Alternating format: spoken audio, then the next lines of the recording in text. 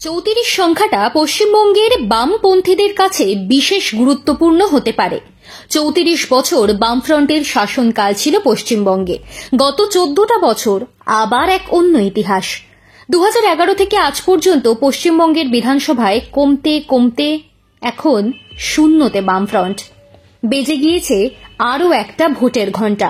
দরজায় কড়া নাড়ছে 2026 সালের বাংলায় বিধানসভা নির্বাচন।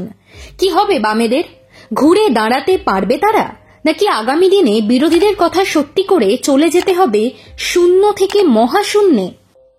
এসবের জবাব পাওয়া যাবে নির্বাচনের ফল প্রকাশের দিন। তবে একটা কথা সত্যি, আন্দোলনের পথে ভীষণভাবেই আছেন বামপন্থীরা। লড়াইয়ের পথ থেকে সরে যাননি তাঁরা, স্বপ্ন দেখছেন ঘুরে দাঁড়ানোর। এমন অবস্থায় পশ্চিমবঙ্গের বামপন্থীদের নতুন করে যেন স্বপ্ন দেখাচ্ছে ওই 34 সংখ্যাটাই।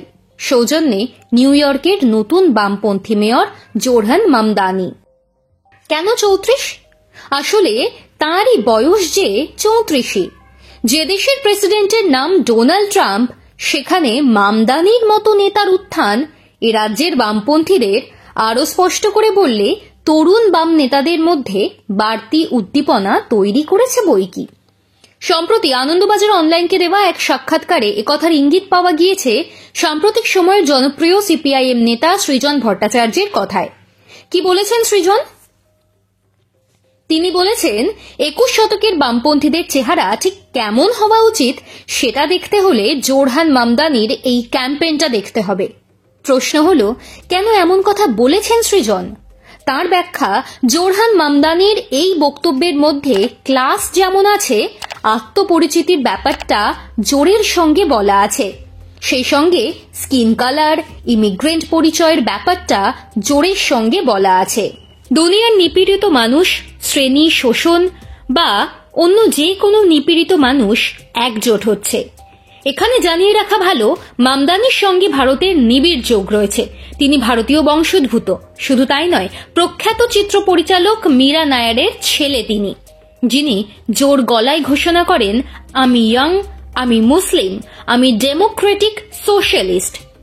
মামদানি বিভিন্ন সময়ে তার নানান রেফারেন্সে তুলে ধরেছেন ভারতের কথা। ভারতের সিপিআইএম নেতাদের কথাও শোনা গিয়েছে বিভিন্ন সময়ে তার নানান বক্তব্যে।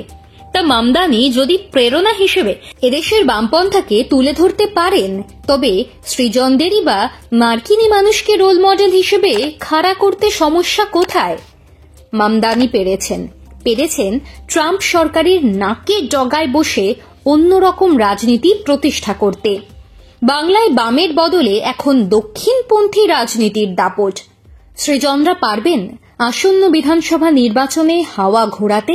34 বছরের শাসনকালের পরে বাংলায় বামপন্থার নতুন ইতিহাস লিখতে প্রেরণার মতো থেকে যাচ্ছেন শরীরে ভারতীয় রক্ত বয়ে যাওয়া বছর 34-এর এক মার্কিন তরুণ।